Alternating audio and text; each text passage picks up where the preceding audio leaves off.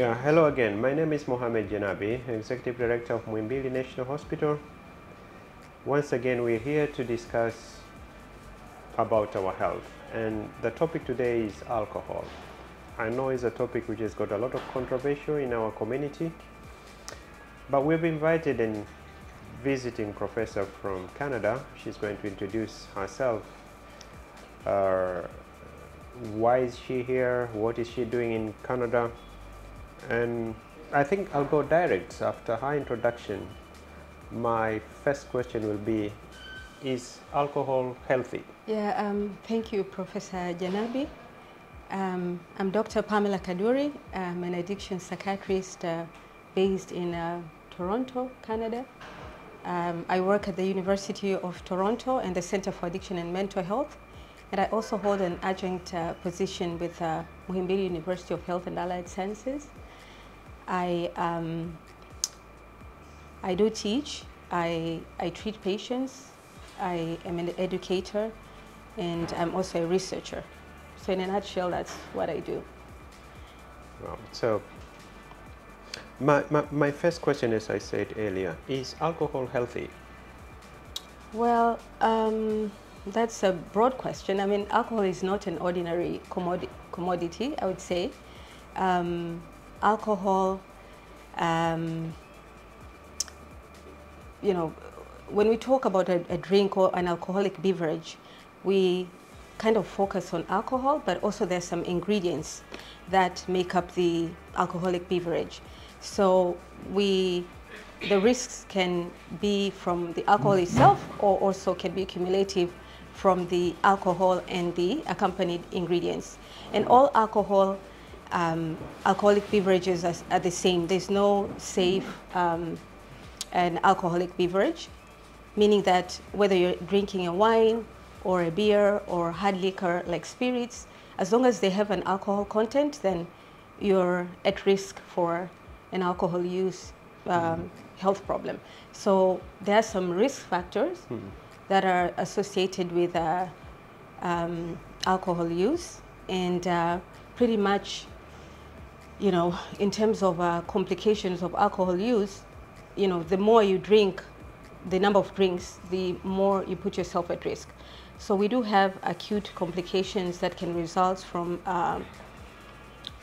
drinking, and these could be anything. You know, when one drinks, could have a blackout or a fall, or you could get into whether if it's arguments or injuries. We know there are motor traffic accidents that can be involved by drinking. You may put yourself into risky behaviors because of drinking. And of course, with chronic use of alcohols, then that's where we talk about, you know, its risk for non-communicable diseases, things like cardiovascular risk factors, whether it's high blood pressure, you know, liver failure, arrhythmias, and so forth. But also issues related to the liver. You know, the liver could be anywhere from fatty liver to, you know, a shrunken liver, that is a fibrotic liver, or to a risk of hepatitis or cancers. Alcohol does affect every organ of the body. Of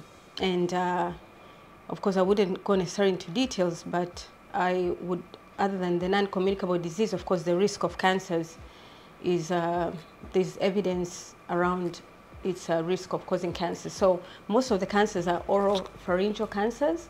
The cancer of the colorectal cancer, cancer of the liver. For women, especially also the breast cancer is highly linked to alcohol. So there is that aspect, but also when people drink, you know, they don't eat well, so you tend to put yourself at risk of getting vitamin deficiencies and so forth. And then when it comes to mental illness, alcohol does cause mental health problems, including depression, psychosis, sleep problems, etc. That's why I say alcohol is not an ordinary commodity. So, and these differences can be... So when do you know that, okay, now alcohol is a problem to me?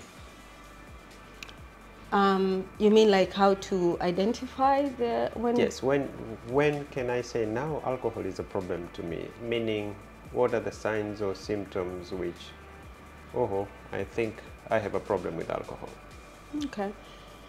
Yeah, so, I mean, as I said, first of all, it's very important for a person to understand the amount that you're drinking. So, in terms of amount and frequency, so when we talk of the pattern of use is important, because when you go above those thresholds, which are increasing your risk for a use problem, then that's when, of course... So I'm a man, an adult. Yes.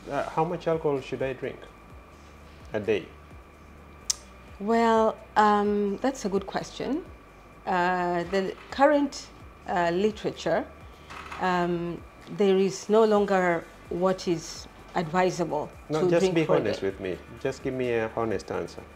Yeah, so an honest answer would be, preferably not to drink at all. Okay, so not to drink at all. Yes. And for ladies?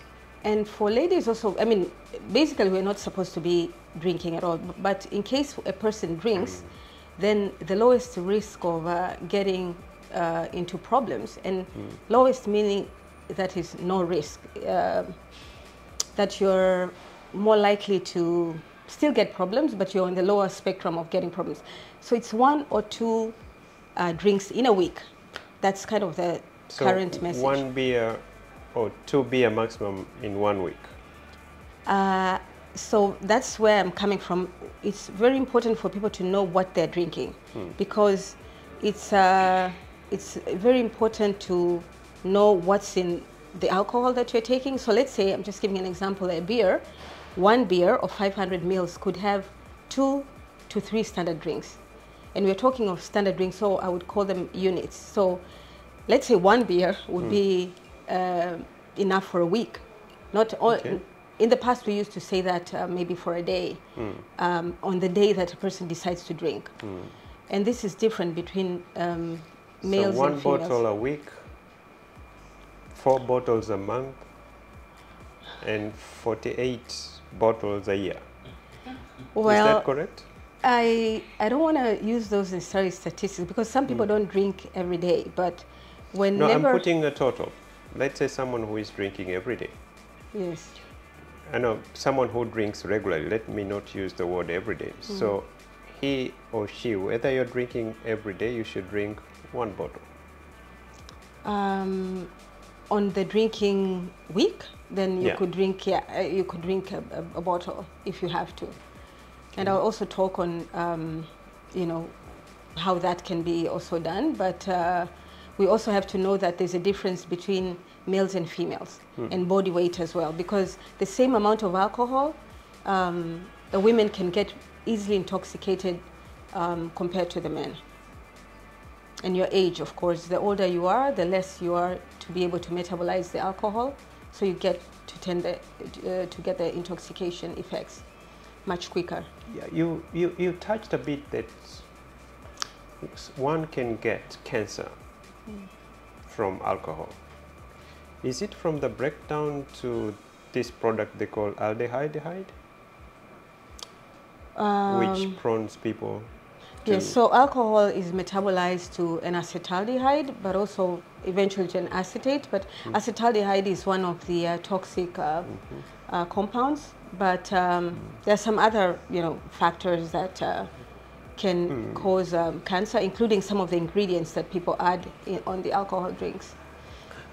So for our viewers, what Professor Pamela was trying to emphasize here, alcohol can put you into a risk of getting a cancer. And the process is that alcohol is broken down by an enzyme called ADH, and then you get this product called acetaldehyde. It's the one which is carcinogenic, according to the report from all the big, all the big researches which have been reported by WHO. Now, let me ask you my last 2 questions before. One, how does one reduce the effects of alcohol?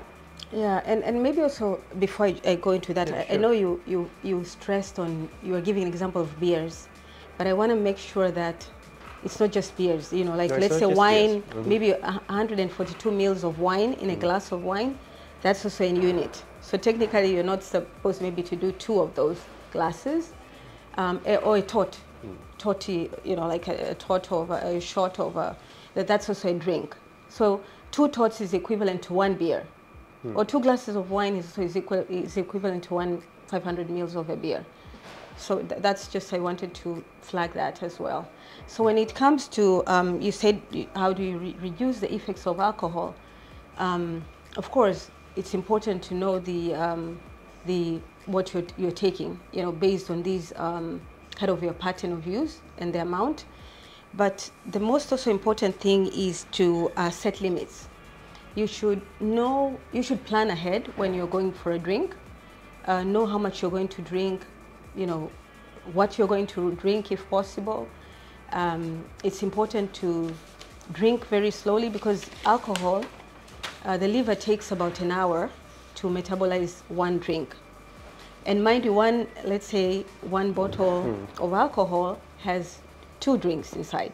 So we need about 3 hours technically to finish a bottle of alcohol. So but how can you do that? For 1 bottle. Yes, but how you can do that is you can drink slowly, so you can sip alcohol instead of gallop. So because some people drink very fast, so you can take, you know, few sips, and while you're either talking, you could be eating while you're drinking. So that takes time for the alcohol. It delays the absorption, right? And in between drinks, you can alternate. Instead of just drinking 1 drink to another, you can drink a non-alcoholic beverage in between. So you could have your drink and then have water and then take a drink. Ideally also you are supposed to, you know, what also you're eating is very important, because if you're eating also things that have salt or greasy foods, they tend to make you thirsty. So you tend to drink more. That's why it's also advisable not to drink with, they say, salty foods and stuff like that. So yeah, so the situations where drinking is not advisable at all.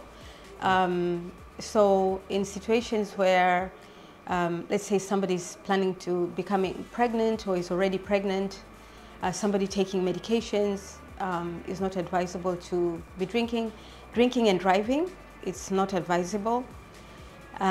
When somebody is living with an alcohol problem or has either physical, like medical complications, or already has mental health issues, or is dependent on other substances, then it is advisable not to drink.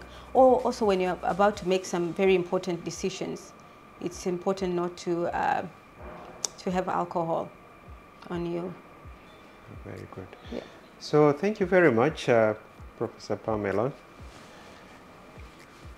So my first question was, is alcohol healthy? From our discussion you have had here, alcohol has never been healthy because it prompts you to get all kind of diseases, from heart diseases, cancer, diabetes, early Alzheimer's disease, etc.